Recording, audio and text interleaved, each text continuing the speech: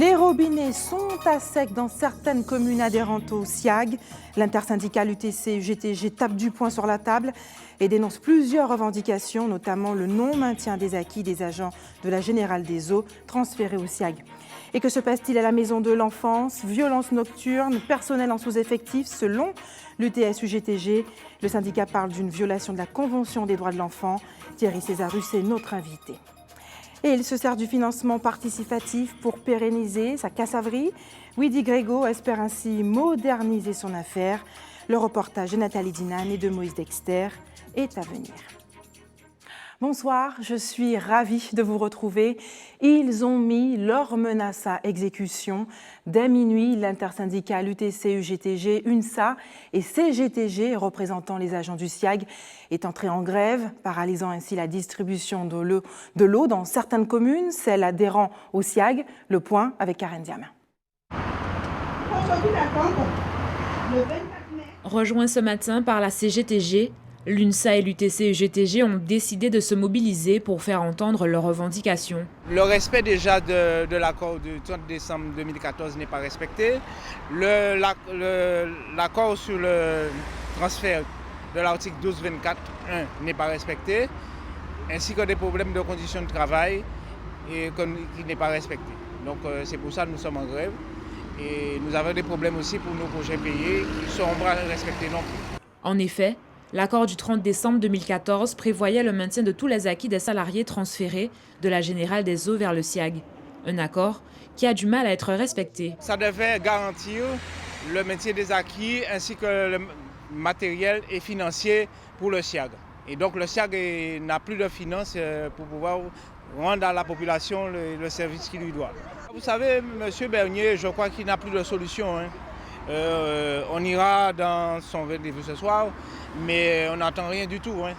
Il faudrait que les politiques se mettent en place parce qu'ils ont signé un accord du 30 décembre 2014. Il faut qu'ils s'assiedent sur une table pour qu'on puisse négocier avec eux, parce qu'il n'a plus de solution, M. Bernier.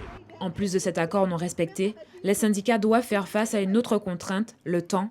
Le 30 juin prochain, sans solution trouvée, les acquis risquent d'être perdus définitivement. Le 30 juin, en principe, la loi dit qu'il faut 12 mois pour négocier et 3 mois pour trouver un accord. Si on n'arrive pas à trouver un accord, on risque de tomber dans le droit commun. Cela veut dire que beaucoup de choses vont sauter, on ne pourra pas négocier. Et ils sont en train de tourner en rond pour ne pas négocier. Donc on ne peut plus attendre, on n'attend pas la date fatidique. Une situation tendue qui se répercute sur le service dû à la population, la distribution de l'eau. Pour l'instant, les agents ne sont pas sur le terrain. Il faut s'attendre qu'il y aura des perturbations. Mais ça, ce n'est pas de notre faute. On ne peut pas faire autrement.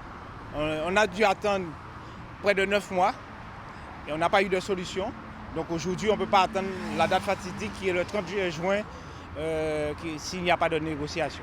Accusée de jouer la montre, la direction s'est tout de même rendue à la rencontre prévue cet après-midi au SIAG.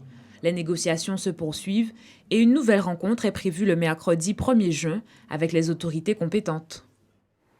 Et certains professionnels avaient anticipé cette mobilisation, notamment les acteurs du tourisme. Isabelle Hameau a rencontré quelques-uns à Gosier, une ville très fréquentée par les touristes. Dans ce restaurant très fréquenté, l'eau ne manquera pas. Et pour cause, le gérant a été prévoyant. Comme vous voyez derrière moi, il y a une grosse citerne de 5000 litres. Et du fait qu'on est dans la sécheresse, on est assez prévoyant au niveau de la clientèle. Alors ce qui fait que même s'il y a de l'eau, il n'y a pas beaucoup de coupures d'eau au niveau du restaurant. Mais en sachant autre part, mis à part le restaurant, il y en a d'autres coupures. Mais on est assez prévoyant, c'est pour ça qu'on a une citerne de 5000 litres. La précaution est de mise dans ce quartier où les coupures sont récurrentes.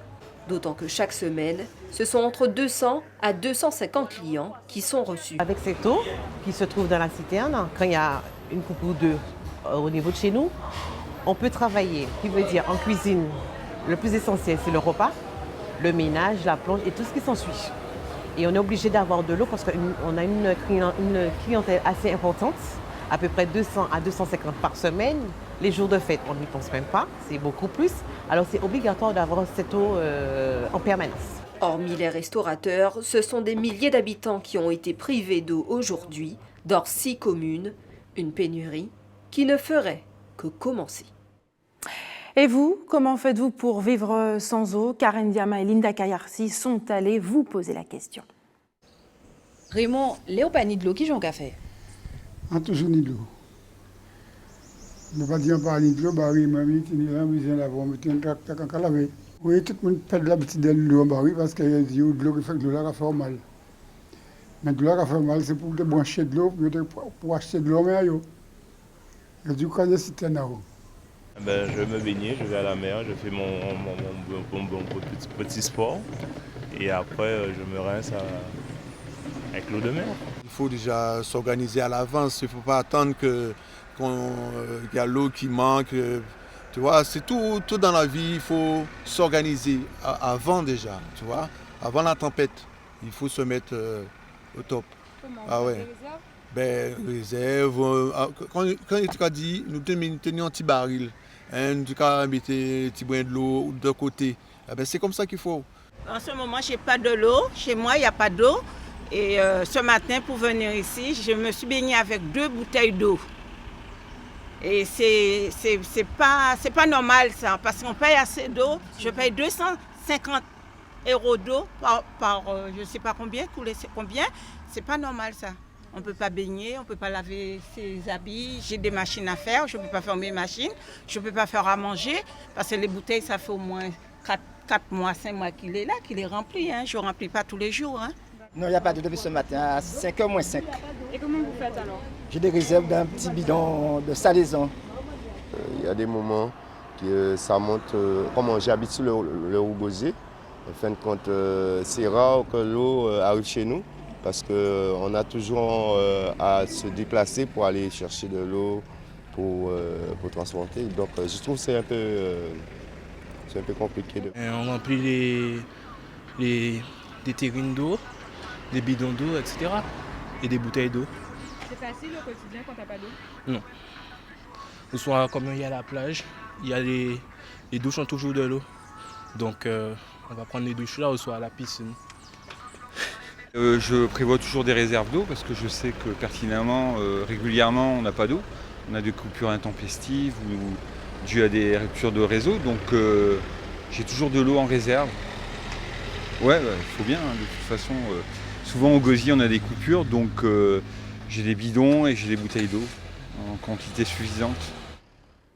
Autre sujet préoccupant, celui de la maison de l'enfant située aux Abîmes. Selon plusieurs agents, la structure viole la Convention internationale des droits de l'enfant. Bonsoir, merci d'avoir accepté notre invitation, Thierry Césarus. Bonsoir. Vous êtes membre général de l'UTS-UGTG. Alors, vos mots sont très, très forts. Vous affirmez que les enfants flirtent avec la mort psychique. Que se passe-t-il exactement au sein de cette structure ? Alors, la situation aujourd'hui à la maison départementale de l'enfance est grave. Lorsque nous disons que ce qui se passe quotidiennement à la maison départementale de l'enfance foule aux pieds la Convention internationale des droits de l'enfant, il faut savoir qu'en France, ce sont 2 enfants qui meurent chaque jour parce qu'ils reçoivent des coups de leurs parents. C'est 75 000 enfants qui sont maltraités. Et par rapport à cette réalité, il y a tout un dispositif qui s'est mis en place, notamment la protection de l'enfance. Et l'organisation de la protection de l'enfance est de la responsabilité du conseil départemental. La maison départementale de l'enfance étant l'unique foyer d'accueil d'urgence de la Guadeloupe se trouve au cœur du dispositif de la protection de l'enfance. Et l'organisation actuelle, c'est une véritable incurie. Et à la maison départementale de l'enfance, lorsque nous disons que la situation est grave, c'est que nous avons 16 enfants par unité de vie. Alors que le foyer de l'enfance en Martinique, c'est 8 enfants par unité de vie. Alors que dès les années 80, le rapport Bianco-Lamy précisait qu'un internat ne doit pas dépasser 12 enfants par unité de vie. Ça veut dire quoi? Ça veut dire 16 enfants pour 2 adultes présents pour les encadrer, 16 enfants pour 2 WC et 2 douches, 16 enfants pour 2 adultes. Ça veut dire concrètement que les adultes ne peuvent faire autre chose que du gardiennage, ne peuvent faire autre chose que de confronter les enfants à des situations de négligence quotidienne, c'est-à-dire à des situations de violence institutionnelle passive. À la maison départementale de l'enfant, c'est un adulte pour encadrer 32 enfants la nuit sur 2 étages distincts. Donc cela veut dire quoi? Cela veut dire que pendant la nuit, lorsqu'un enfant se réveille, lorsqu'il a fait un cauchemar, lorsqu'il a peur, il n'a pas d'autre choix que d'aller se coucher dans le lit de son copain ou de sa copine, avec toutes les dérives qui peuvent en découler. Y a-t-il des dérives? quotidiennement, nous sommes confrontés à des situations préoccupantes à la maison départementale de l'enfance et nous assumons nos responsabilités à ce niveau-là. Est-ce que vous pouvez en parler ce soir? Nous les signalons à qui de droit, c'est-à-dire au CEPED, qui fait le travail qui doit être fait lorsque les situations sont suffisamment graves. Il y a certaines affaires qui aujourd'hui sont devant le juge d'instruction, elles sont traitées. À ce niveau-là, nous ne développons pas là-dessus ce soir. Simplement, ce que nous disons, c'est que la situation est grave. À la maison de l'enfance, c'est un psychologue pour 64 enfants. C'est-à-dire 64 enfants de 6 à 12 ans, soit 32 enfants de 6 à 12 ans, 32 adolescents de 13 à 18 ans, 64 familles que la psychologue doit voir. Ça n'est pas possible, ça n'est pas tenable. Nous avons atteint l'intolérable à la maison départementale de l'enfance. Alors la présidente du conseil départemental, Josette Borel-Lincertin, a répondu justement à votre cri d'alarme par communiqué. Elle indique qu'un ensemble de dispositions seront mises en place, comme la création d'un projet de reconstruction d'un montant de 18 millions d'euros. Êtes-vous satisfait par cette réponse ? Alors, nous sommes obligés de faire le constat du fossé qui existe entre les intentions affichées du conseil départemental en la personne de son représentant principal, Madame le président du conseil départemental, Madame Borel-Lincertin. Intention affichée parce que le 4 mars, nous avons remis à Mme Borel-Lincertin une lettre ouverte qui pose l'ensemble des questions que je viens de soulever et d'autres que je n'ai pas eu le temps d'aborder. À ce jour, cette lettre ouverte est sans réponse. Le 4 mai, nous avons rencontré le conseil d'administration de la maison départementale de l'enfance. Et à ce niveau-là, Mme Borel-Lincertin, en tant que président du conseil d'administration de la maison départementale de l'enfance, s'était engagée à nous recevoir avant le 13 mai. À ce jour, nous n'avons toujours pas de réponse et aucune suite n'a été donnée à notre intervention. Donc, vous parlez de 18 millions dans le France. D'un projet de reconstruction. Le projet de reconstruction, aujourd'hui, disons que c'est quasiment bouclé. C'est-à-dire que le permis de construire, c'est OK, les travaux de terrassement devraient débuter en octobre-novembre, mais force est de constater que ce projet de reconstruction, il est déjà obsolète, il est déjà dépassé, parce qu'il prévoit de continuer à prendre en charge des enfants sur la base de 16 enfants par unité de vie, ce qui ne respecte pas la dignité des petits Guadeloupéens qui sont en difficulté. Qu'est-ce que vous réclamez aujourd'hui? Alors, nous réclamons de manière très simple qu'il y ait une réduction de l'effectif des enfants par unité de vie, de façon à ce que nous puissions leur offrir un encadrement valable, parce que lorsque nous parlons d'enfants qui flirtent avec la mort psychique, il faut savoir que le besoin d'être aimé et reconnu par les siens, d'aimer et d'être aimé est un besoin vital comme le boire et le manger. Dans les conditions actuelles de la maison départementale de l'enfance, ce besoin-là ne peut pas être assuré. Donc nous demandons une réduction des effectifs pour que nous puissions faire notre travail correctement. Nous demandons à ce qu'il y ait un agent, un véritable projet éducatif pour l'accompagnement des enfants durant la nuit, avec un agent affecté à chaque unité de vie. Nous demandons l'embauche d'une psychologue supplémentaire au foyer à la maison départementale de l'enfance. Nous demandons la transparence sur le projet de reconstruction, parce que le chiffre de 18 millions est avancé aujourd'hui, mais dans un France Antilles qui est paru en mars, c'était 10 millions qui étaient avancés. Et donc, nous demandons à ce que nous puissions ensemble nous asseoir autour d'une table, parce que nous restons convaincus que les élus du conseil d'administration de la maison départementale de l'enfance, qui sont des bénévoles, et que les politiques qui sont aux commandes aujourd'hui, nous restons persuadés qu'ils sont animés d'une intention louable. Et je disais personnellement à Mme Borel-Lincertin le 4 mai qu'un grand homme avant nous avait dit, c'est André Malraux, que dans cette société passablement absurde qui est la nôtre, s'il y a quelque chose qui n'est pas absurde, c'est ce que nous pouvons faire pour les autres.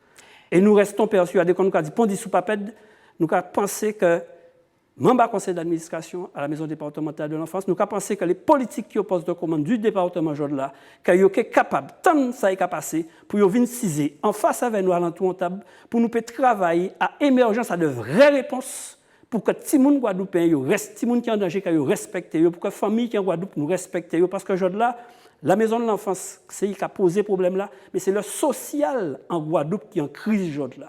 C'est le social, c'est l'incurie totale au niveau du social de manière générale. Vous parliez tout à l'heure d'amour. Quelle est la responsabilité des parents, justement, aussi, au sein de cette structure? Alors, à les enfants ont besoin d'amour.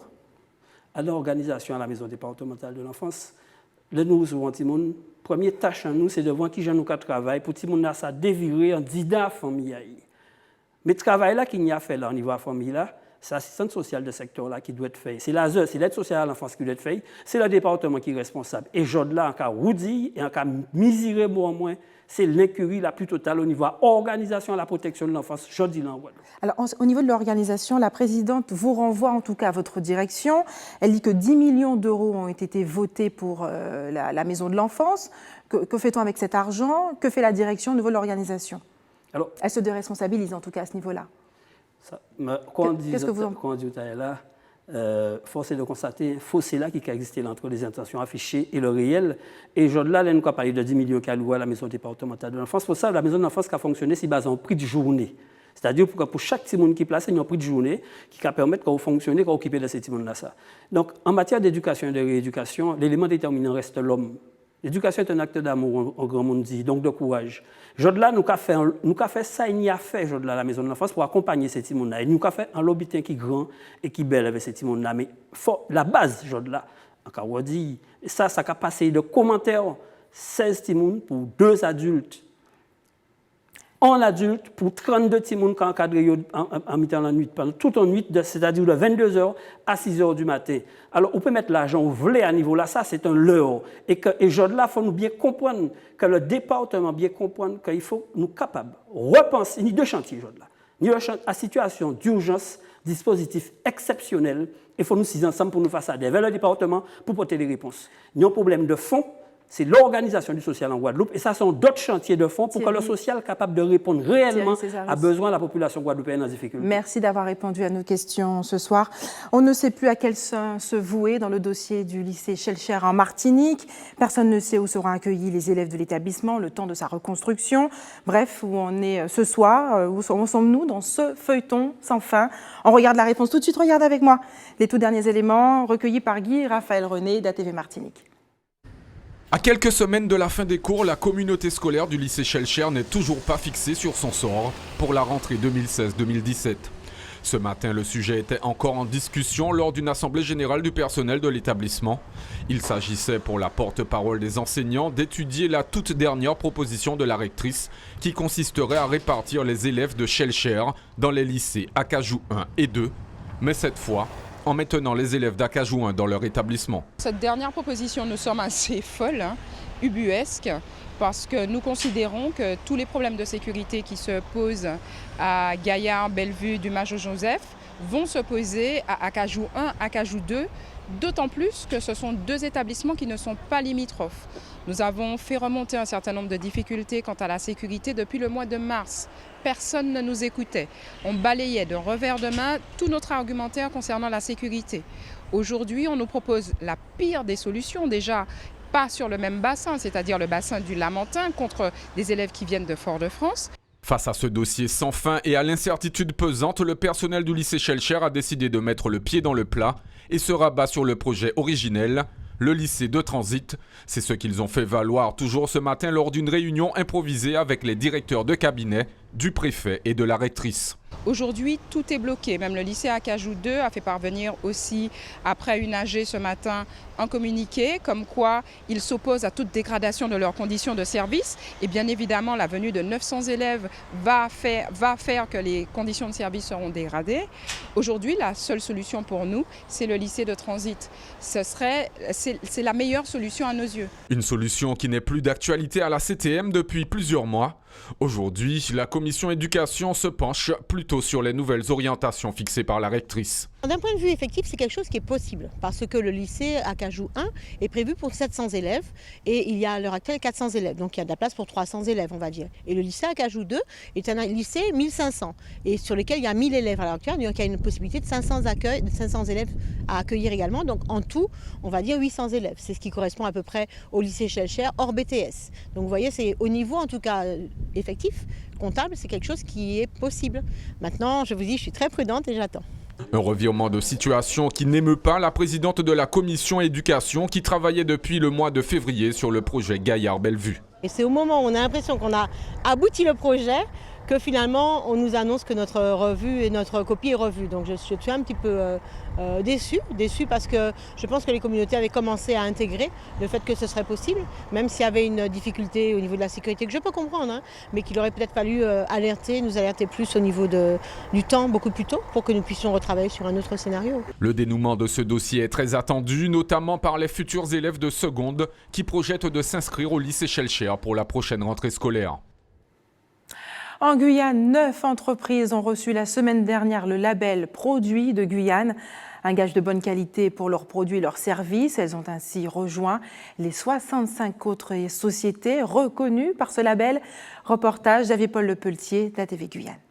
Produits de Guyane, c'est un logo pour permettre de reconnaître pas moins de 65 entreprises dont la production est basée en Guyane. Si vous en connaissez déjà un bon nombre dans l'alimentaire, l'éventail des activités est large, allant jusqu'à la fabrication de piscines. C'est une entreprise guyanaise, donc c'est une fierté de pouvoir être disponible immédiatement, d'apporter un service immédiat et de ne pas être, on va dire, dépendant de l'importation et de tout ça. L'idée, c'est quand même d'avoir une activité industrielle en Guyane. On a le savoir-faire sur les polymères.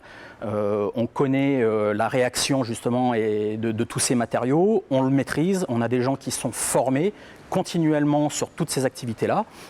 Donc aujourd'hui, on a réussi à fabriquer des coques polyester, donc on va dire des pièces qui sont des gros volumes, les fabriquer localement, qui permettent d'avoir un prix final, un prix clientèle qui va être entre 10 et 15% moins cher que les importations pour le même type de produit. Donc je parle toujours des piscines monoblocs. Éviter l'importation pour avoir des coûts toujours plus concurrentiels, Cyril l'a bien compris, et afin d'être encore plus local, il propose désormais le bac à punch, le tout premier jacuzzi floqué du logo Produits de Guyane.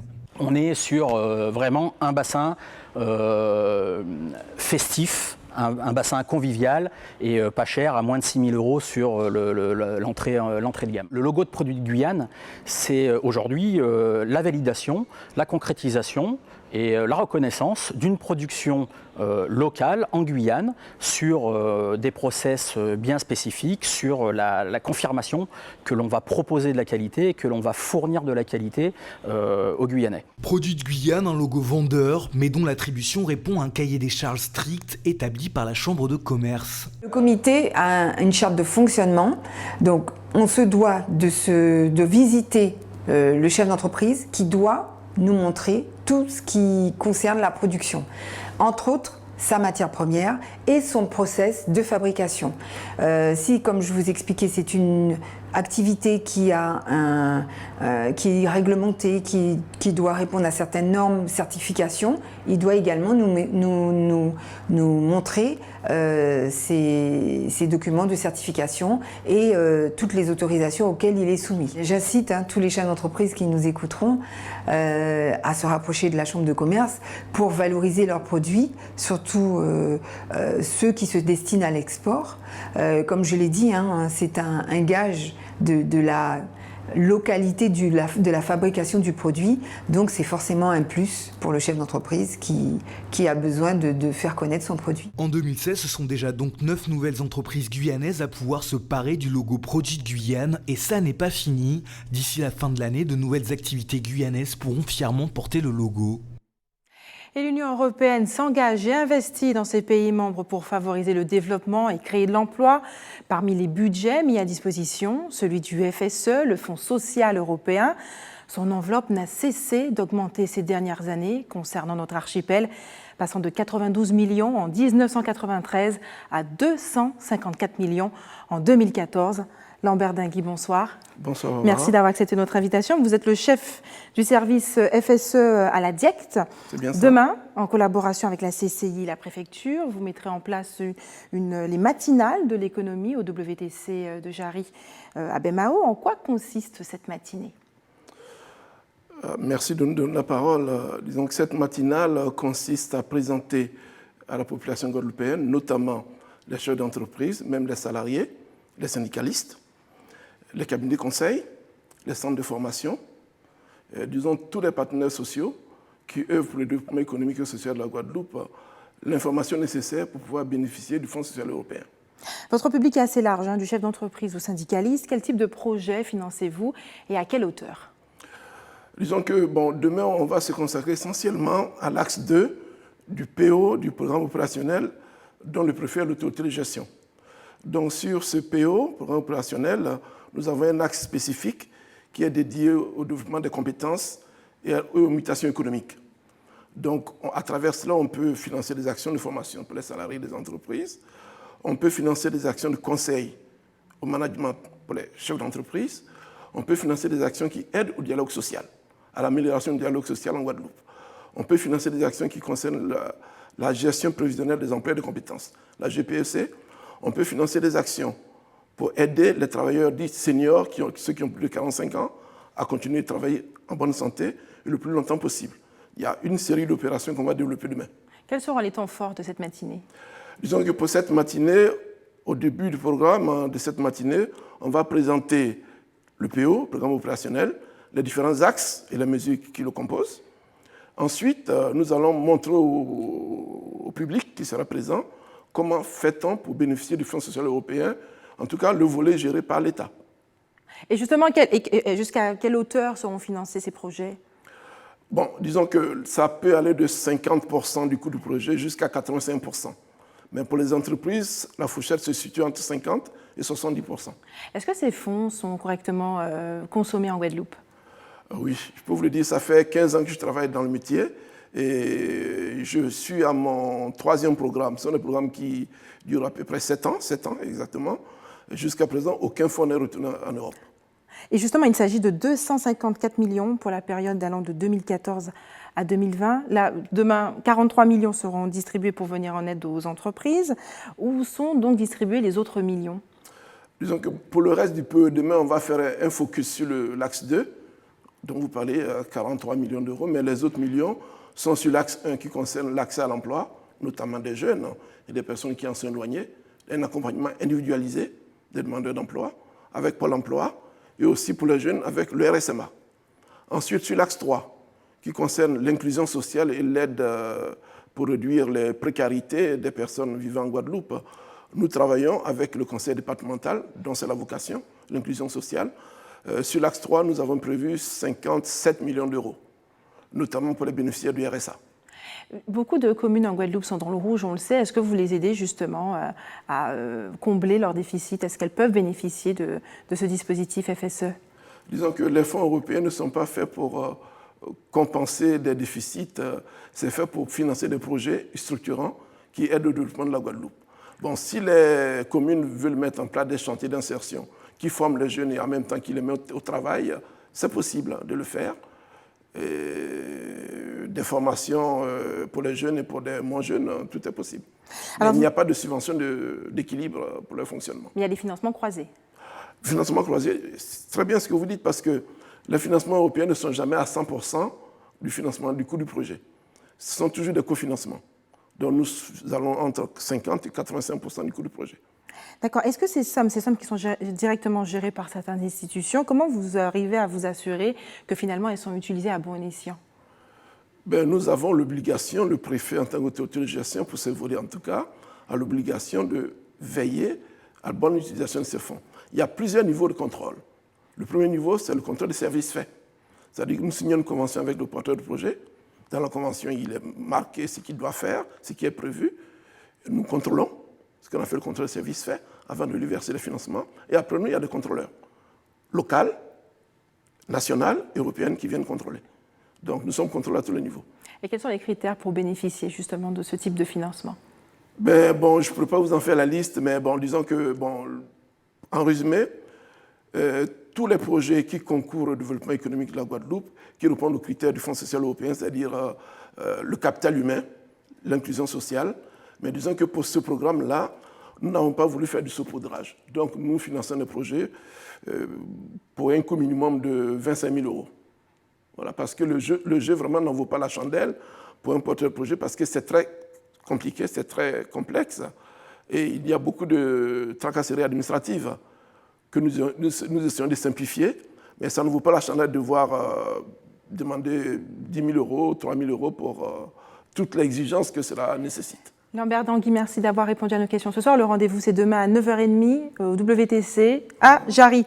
Reporté en raison des attentats de Paris, le congrès des maires débutera demain à la porte de Versailles à Paris. 24 heures avant son lancement, les élus de l'Outre-mer ont été reçus pour faire part de leurs doléances. Cette année, ils dénoncent la baisse des dotations de l'État. En 3 ans, elles ont diminué de 30%. On regarde le reportage de nos confrères d'ATV Paris. Comme chaque année, ils se retrouvent tous ensemble. Et comme chaque année maintenant, ils sont venus dire stop aux représentants de l'État qui baissent leurs dotations. Pour la communauté de communes dont fait partie ce maire de Martinique, par exemple, ce sont 10 millions d'euros de manque à gagner en 3 ans. On nous dit qu'il faut que les collectivités participent à l'effort de redressement national. Mais je dis, avant tout, il faut rechercher aussi nos spécificités, nos difficultés à joindre les deux bouts, mais aussi nous aligner sur les communes et les villes, les collectivités de métropole.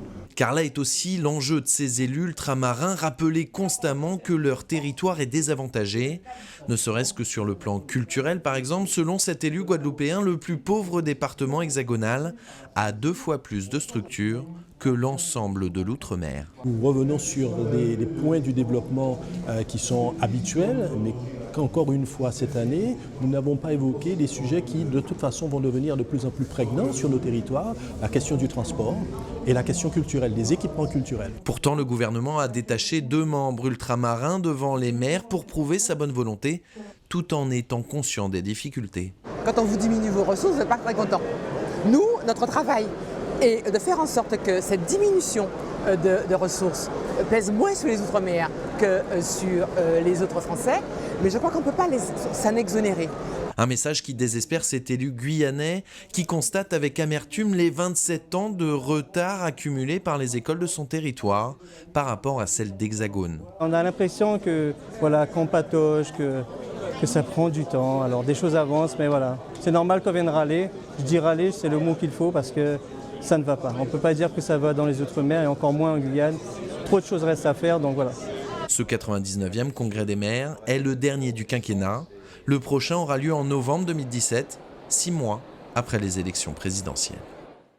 Reste avec nous dans un instant l'appel à l'aide de Widi Grégo pour justement moderniser sa cassaverie.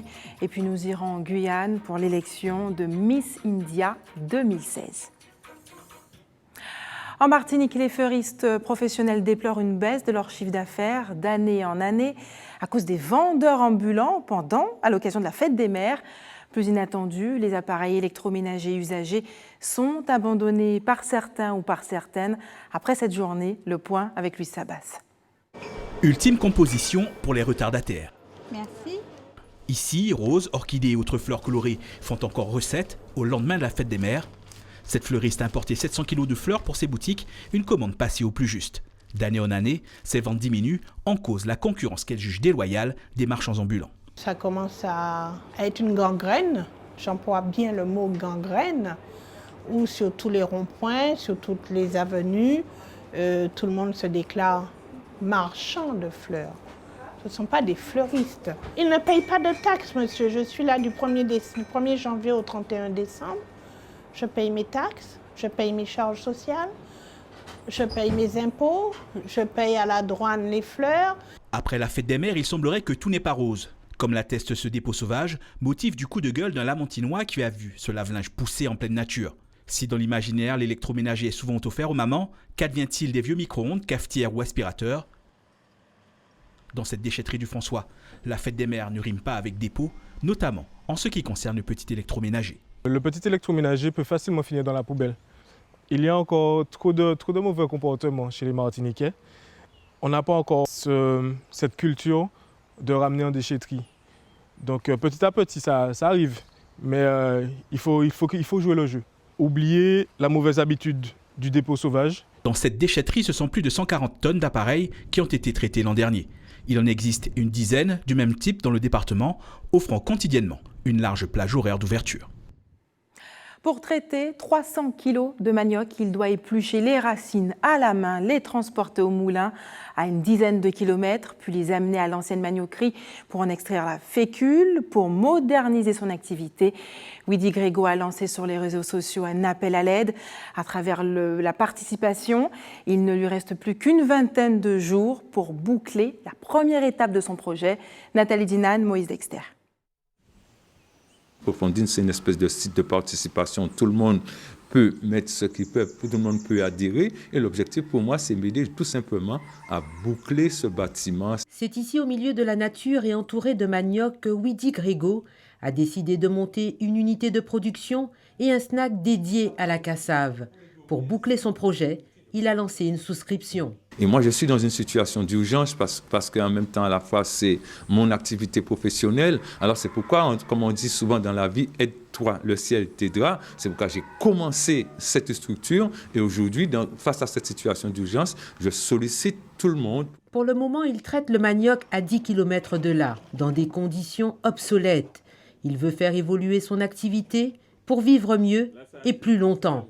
Parce que j'ai une vision, je dirais, moderne, mais tout en gardant la tradition. Mais c'est pour résoudre le problème de pénibilité au travail, résoudre le problème d'hygiène du travail, résoudre le problème aussi économique de l'activité. Et c'est pourquoi j'ai voulu lancer, avec mon expérience, lancer une nouvelle construction, créer une cassaverie qui peut répondre à la fois un peu à la modernité, c'est-à-dire que 300 kg manioc peut rentrer avec des machines qui peuvent éplucher le manioc, des machines qui peuvent produire la farine, et même pour faire la cassave, une autre façon de faire la cassave. Le moyen de conserver le manioc, un pan de notre patrimoine culinaire. Mais comment augmenter la production et garder le savoir-faire traditionnel? C'est important pour moi de faire évoluer cette tradition pour permettre que les jeunes puissent s'en approprier. Vous voyez, aujourd'hui, nous sommes dans cette maniocerie traditionnelle qui a plus d'une 150 ans, je peux dire, vraiment, l'homme qui l'a fait chapeau. Mais on se rend compte qu'aujourd'hui, ça ne répond plus aux règles d'hygiène. Ça ne répond plus aux capacités économiques de production. Et comme je vous dis, les conditions de travail sont trop pénibles aujourd'hui. Cet ardent défenseur de la nature et des traditions a été roulé dans la farine de manioc depuis son plus jeune âge. Le Satanais a vu sa maman et d'autres se tuer à la tâche. Il refuse cette issue. Aujourd'hui, il n'y a pas de honte à remplacer l'huile de coude par des machines qui vont râper, presser, extraire et cuire. Widi Grégo est reconnaissant. Il a grandi dans cette tradition. Cependant, il est conscient de l'apport bénéfique de la modernité. Oui, parce que quand même le manioc constitue en patrimoine de la Guadeloupe. C'est-à-dire, pour bien comprendre, cette petite unité de production, avant, tous nos parents, c'est de là, ils tiraient leur revenu pour nous envoyer à l'école, pour faire que les enfants puissent faire leurs études. Mais aujourd'hui, c'est devenu un patrimoine. On ne peut pas se permettre de laisser disparaître un tel patrimoine. Et il faut dire, derrière, il y a tout un filière manioc, il y a les petits planteurs, c'est pas uniquement la transformation, mais il y a tout ce côté filière, parce que ici, par exemple, chaque semaine, nous sommes obligés d'acheter près de 500 à 600 kilos de manioc, mais nous l'achetons chez les petits planteurs. Alors, ça veut dire qu'il y a tout son intérêt pour tenir cette tradition. Widi Grégo maîtrise son sujet. Ses voyages au Bénin et au Brésil lui ont apporté toutes les informations nécessaires pour mettre en œuvre et réussir ce projet de maniocerie. Et sachez que Widi Grégo organisera une conférence débat vendredi 10 juin à la cyberbase de Douville, à Sainte-Anne, sur le manioc, en présence d'ardents défenseurs de la tradition comme Dominique Coco, Missier Sadik ou encore Patrick Gargard. La Guyane a vu le sacre d'une nouvelle reine de beauté ce week-end à Cayenne. 7 candidates se sont disputées la couronne de Miss India Guyane 2016. L'heureuse élue se prénomme Maïline. Elle ira représenter la Guyane au concours international qui aura lieu en octobre prochain à New York, aux États-Unis. Mia Pierre, d'ATV Guyane. Le sourire jusqu'aux oreilles, c'est un rêve devenu réalité. À 20 ans, Maïline Estevez est la nouvelle ambassadrice des Indiens de Guyane. Samedi soir, sur la scène du Zéphyr, elle s'est distinguée des 6 autres prétendantes à la couronne. J'ai toujours eu envie de devenir ambassadrice. Je ne savais pas comment et pourquoi je voudrais participer, mais cette envie est là depuis toute petite. C'est une amie qui m'a présentée à Madame Précipitoula. Donc nous avons discuté et je lui ai dit que j'avais très envie de participer cette année à l'élection de Miss India Guyane 2016. Donc pour moi, c'est un rêve et je voudrais aussi représenter la femme indienne en Guyane. Des grands-parents indiens, une mère dominicaine, Maïline est d'abord guyanaise. Elle veut profiter de cette année qui lui est offerte pour mettre en avant la richesse du métissage. Il ne faut pas oublier qu'en Guyane, il y a beaucoup de métissage. Donc j'ai vraiment envie de donner cette valeur-là à la Guyane. Précipitoula, à la tête de l'organisation de Miss India Guyane, voit en Maïline une bonne ambassadrice. Une jeune femme qui pourra mettre en lumière différentes cultures. Véhiculer à travers le monde l'image de la femme indienne. Donc la chose la plus importante, il faut savoir qu'en Guyane, nous avons un brassage de multiculturel et elle en fait partie de ce brassage pour la bonne raison qu'elle est métissée dans la mesure où, dans cette élection, les Indiennes sont acceptées et le métissage. Et la chance que nous avons en Guyane, c'est de voir ce mélange culturel que nous avons. Je pense et je sais qu'elle pourra véhiculer cette belle image à travers le monde. Et pour véhiculer cette image à travers le monde, Mayline ira représenter la Guyane à Miss India International dans quelques mois à New York. Et c'est l'heure des informations pratiques. Il faudra vous armer de patience. Si vous habitez dans les 6 communes dépendantes du SIAG, des perturbations sur le réseau sont à prévoir en raison du mouvement social. Et puis le centre-ville de Morne-à-l'Eau sera touché par des coupures d'électricité demain matin de 8h30 à midi. Et enfin, si vous voulez donner un peu de votre sang, la collecte mobile sera demain à l'avenue de l'Europe à Saint-François. C'est la fin de notre édition locale et régionale. On se retrouve dans un court instant pour le rappel des titres. À tout de suite.